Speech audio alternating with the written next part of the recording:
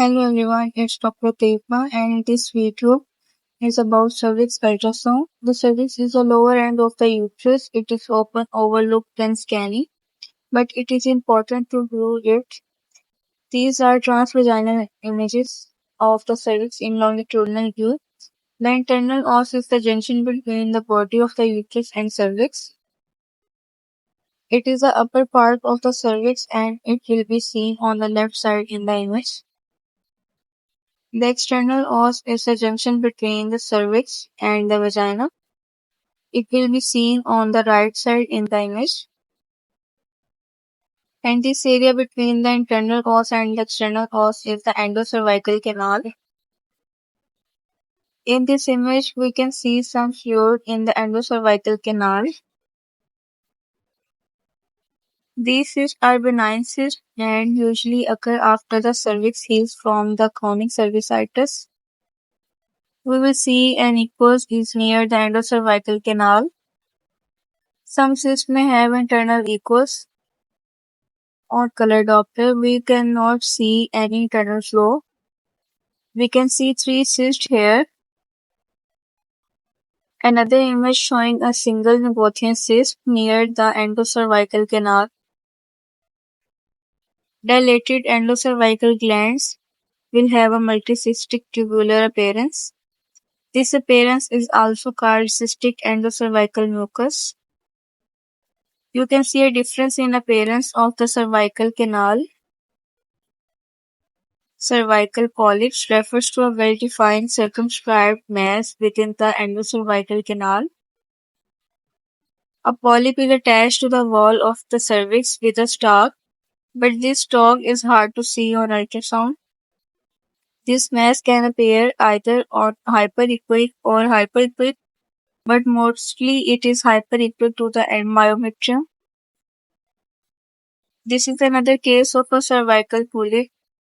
It is a well-circumscribed round hyperechoic mass in the cervix. A fibroid can also be found in the cervix. It will be appear hypoechoic mostly, but it can also appear isoechoic or hyperechoic and even heterogeneous. In cervical incompetence, the cervix becomes dilated and this can cause second trimester pregnancy failure.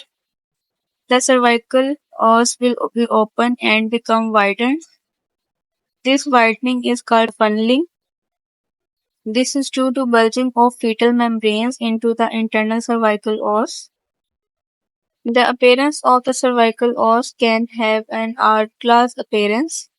It looks like this. In severe cases, fetal parts or even the umbilical cord may also be found in the cervix. Here is another image of the cervical incompetence. This is the dilated cervix and this is funneling. Cervical length is distance between the internal and external os. It is measured by placing one caliper on the internal os and the other caliper on the external os. The normal cervical length is around 4 centimeters till 37 weeks and less than 3 centimeters at 32 weeks for twin pregnancies.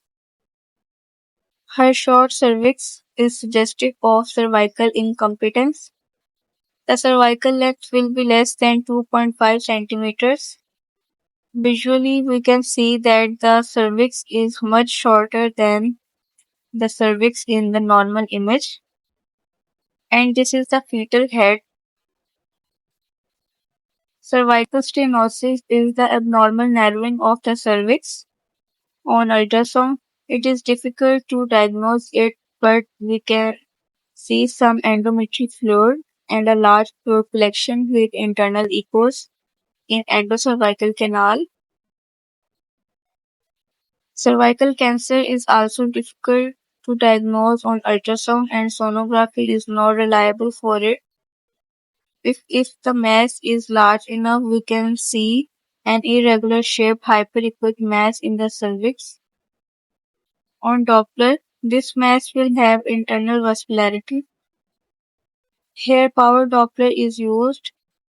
and see many areas of the vascularity.